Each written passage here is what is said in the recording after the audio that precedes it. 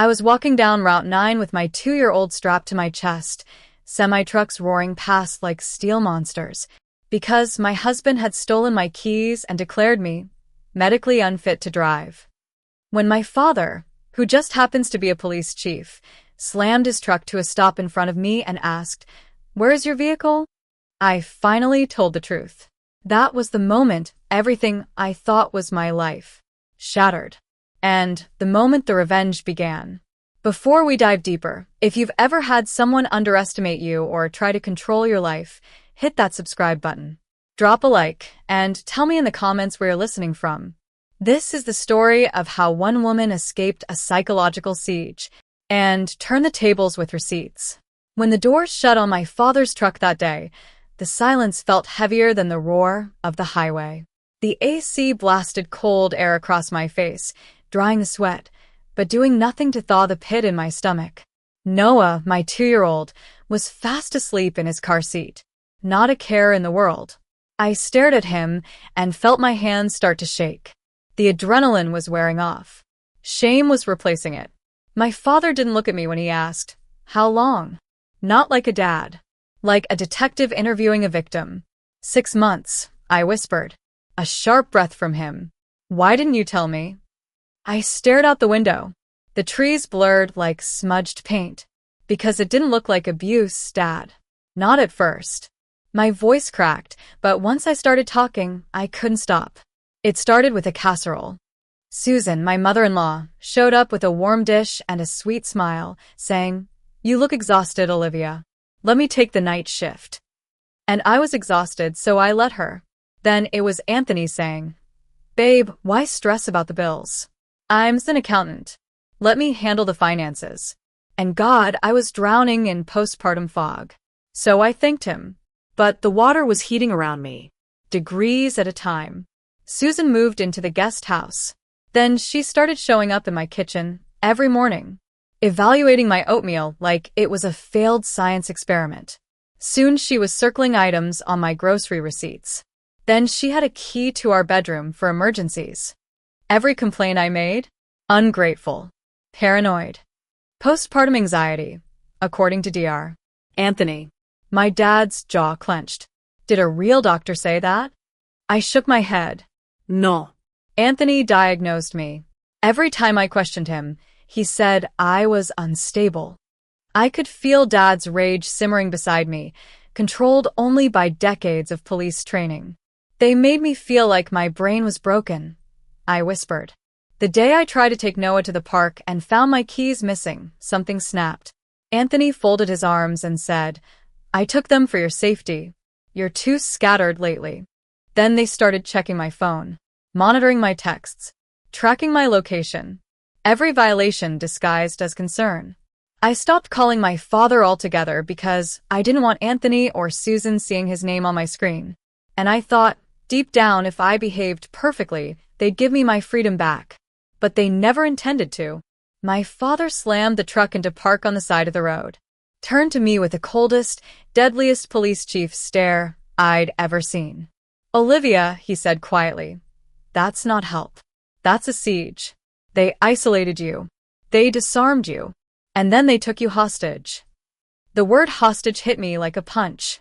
"We're going back," he said. Panic seized me. "No, Dad, please." "We aren't going back to talk," he cut in. "We're going back to get your things. And you are never walking down a highway again." The driveway was pristine. The hedges perfect. My father's black pickup looked like an intruder among imported sedans. Anthony and Susan lounged on the patio, laughing over wine like royalty. When they saw me behind Dad, Anthony's smile flickered. Susan's froze. "Oh, look," she said, raising her glass. She brought reinforcements. Dad took the stone step slowly, boots heavy on the slate. "Where are her keys?" he asked Anthony. The tone he used? That low, rumbling warning he used on violent suspects. Anthony puffed himself up. "Harold, don't be dramatic. We were protecting her." I stepped forward. "I'm not unstable, Anthony. I'm leaving." Susan laughed. "Leaving? Where exactly?" You have no car, no job, and barely a functioning brain cell outside diapers. We're protecting you. My father's head snapped toward her. You're not protecting her, he said. You are holding her hostage. Anthony scoffed. Or what? You going to arrest me? Dad took a step closer. You're withholding her property, restricting her movement. If you try to stop her from leaving with her child, that's unlawful imprisonment. Susan raised her phone. This is trespassing. I'm calling the police. Dad smirked with zero humor. Call them. I'd love to explain this to my former colleagues. She froze. Dad told me, go. Get your documents. Get the baby's things. I'll handle them. I ran up the stairs, heart pounding into my throat. The house felt wrong, like a crime scene. Like the walls knew. Clothes were thrown into bags. No folding. Just fleeing. My father stood guard in the doorway, like a human barricade. I found the folder I'd hidden under my mattress, where Susan never thought to look. Dad, I whispered. I didn't stay because I was weak. I stayed because I was gathering proof. I knew if I left too early, they'd take Noah from me. Dad looked at the folder, and for the first time in months, I saw him finally see me. Not broken, not fragile, but strategic, waiting, surviving. Let's go, he said. Anthony stood at the bottom of the stairs. You can't take my son, he said. My father stepped between us.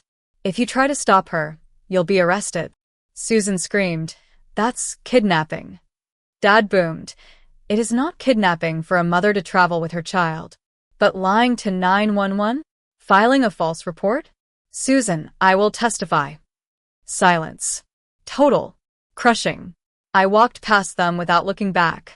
And I swear, the sunlight outside tasted different. Like oxygen. Like freedom. Back at Dad's house, I dumped the duffel on the kitchen table. We need to check everything, I said.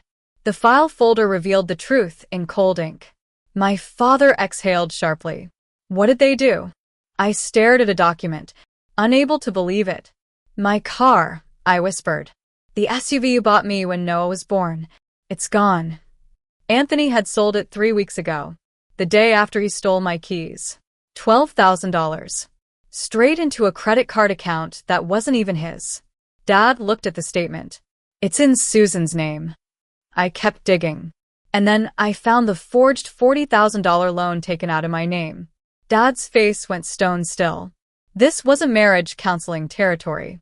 This is felony fraud, he said. And then came the worst part. Noah's account. My grandmother's trust. $56,000. Gone. My bank app was locked. My savings, $0. They didn't just want to control me, I whispered. They wanted to trap me. Permanently. My father placed a hand on the table, steadying himself with controlled fury. They underestimated the wrong woman, he said. When Anthony and Susan came pounding on Dad's door, screaming about custody and their rights, I didn't raise my voice. I stepped outside. Come. Collected. And handed Anthony an envelope. Inside. The forged loan documents, the car sale receipt, the bank transfers, screenshots, proof of financial coercion, proof of surveillance, proof of control. His confidence melted like ice on hot pavement. You stole $56,000, I said. You forged my signature. You sold my car. This isn't a misunderstanding. This is a crime. Their faces went sheet white. I gave them one choice. Return the money by morning, or this entire file goes straight to the district attorney. Susan snatched the papers. You wouldn't dare. Dad stepped beside me. She doesn't have to dare. I will. They left without another word. For the first time in months, maybe years, I felt powerful. 3 months later, I closed the door of my own apartment. Small. Quiet. Mean. Anthony was facing charges. Susan, too. The money was being clawed back through legal channels. Noah giggled as he ran across the living room, his tiny feet thudding against my floors. My bank account wasn't full, but it wasn't controlled. And neither was I. I wasn't grateful for the cage anymore. I was grateful I broke out. Sometimes the worst prisons don't have bars. They look like help. They look like stability. They look like love. But when someone slowly steals your freedom, degree by degree, it takes immense courage to recognize the heat before it kills you. And even greater courage to walk away while carrying a child on your chest. If this story made you feel even a flicker of justice, hit that like button and subscribe for more real Reddit revenge stories brought to life. Drop a comment below. What's the most satisfying revenge moment you've ever witnessed? Thanks for listening, and remember, sometimes the quietest people deliver the loudest justice.